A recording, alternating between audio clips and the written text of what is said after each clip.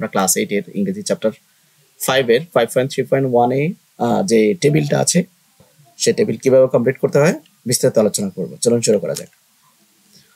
এখানে আপনারা কি দেখতে পাচ্ছেন যে cohesive device used in the text. আমরা এতক্ষণ যে গল্পটা পড়েছি মেন্টাল হেলথ ইস্যুস, এইটাতে অনেকগুলা প্যারা আছে, প্রায় 10টা প্যারা আছে। 10টা প্যারার মধ্যে এখানে আমাদের 8টা কাজ করতে বলছে।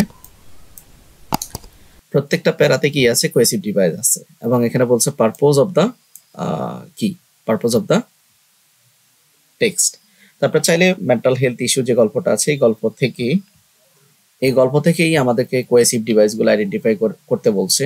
এখানে আমরা দেখতে পাচ্ছি যে প্রথমত এখানে এই যে ইলনেস এন্ড ব্যবহার করা হয়েছে কোহেসিভ ডিভাইস, এখানে আর ব্যবহার করা হয়েছে কোহেসিভ ডিভাইস। পরবর্তীতে এখানে অ্যাজ এ রেজাল্ট ব্যবহার করা হয়েছে কোহেসিভ ডিভাইস, এখানে ইউজুয়ালি ব্যবহার করা হয়েছে cohesive device, for instance cohesive device. এমনিভাবে এখানে another cohesive device, that cohesive device. এমনিভাবে আরো অনেকগুলা কোহেসিভ ডিভাইস আছে, এখানে অলসো কোহেসিভ ডিভাইস। তারপর in conclusion cohesive device. So এই কোহেসিভ ডিভাইসগুলো আইডেন্টিফাই করতে বলছে এই ইয়ে থেকে, মেন্টাল হেলথ ইস্যু যে গল্পটা আছে এটা থেকে। তারপরে এগুলোর উদ্দেশ্য কি জন্য এগুলা ব্যবহার হয়। তো এখানে the factor of mental health including biological factor such as. তো এখান থেকে আমরা যে লাইনে যেমন সাচেস যে লাইনে আছে সেই লাইনটা নিলাম, এখানে সাচেস লিখলাম যে here cohesive device is such as use to give example. আপনি চাইলে এতটুকু দিলে হবে। এই যে আমাদের মূল এই যে কোহেসিভ ডিভাইস লিঙ্কিং ওয়ার্ড ব্যবহার হয়েছে সাচেস। তো এখানে আমরা বলছি যে here cohesive device is such as, and এটা কেন ব্যবহার হয়, ইউজ টু গিভ এক্সাম্পল। শুধু এতটুকু লিখলে হবে। তো পরের যে 2 নাম্বারটা আমরা লাইন নিলাম অ্যাজ এ রেজাল্ট। এটা আমরা ডাইরেক্ট টেক্সট থেকে কপি করলাম। তো অ্যাজ এ রেজাল্ট যেখানে আছে সেখান থেকে আমরা নিয়ে নিলাম।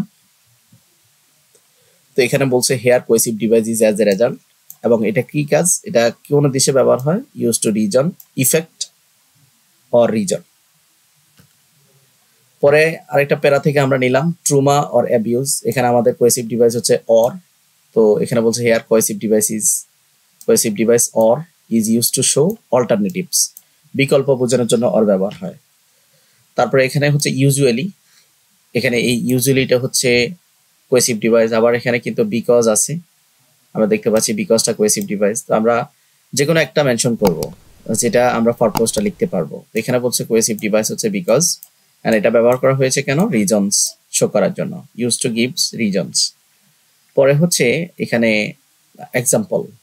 পরে আরেকটা প্যারা থেকে আমরা নিলাম এই লাইনগুলো, এটা আমরা গল্প থেকে নিতে পারবো লাইনগুলো।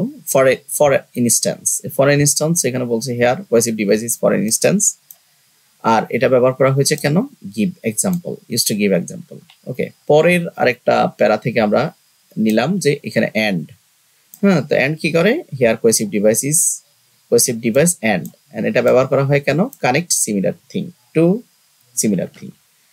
তারপরে আমরা আরো তথ্য নিলাম। এখানে হচ্ছে অলসো, আমরা দেখতে পাচ্ছি অলসো হচ্ছে কোহেসিভ ডিভাইস, এবং এটা কেন প্রকাশ করে, এটা কি জন্য ব্যবহার হয়, এটা উদ্দেশ্য কি, use to add more relevant informations. তারপর হচ্ছে কনক্লুশন। আমরা সর্বশেষ প্যারাতে আমরা দেখতে পাচ্ছি যে কনক্লুশন আছে। সো ইন কনক্লুশন এটা কি করে, এটা হচ্ছে ইন কনক্লুশন হচ্ছে কোহেসিভ ডিভাইস, আর এগুলা কেন ব্যবহার করা হয়, use to summarise the idea. Okay, তারপরে আছে ফার্দার মোর। এখানে ফার্দার মোর আর একটা কোহেসিভ ডিভাইস, তো এটা ব্যবহার করা হয় কেন, অ্যাড ইনফরমেশন।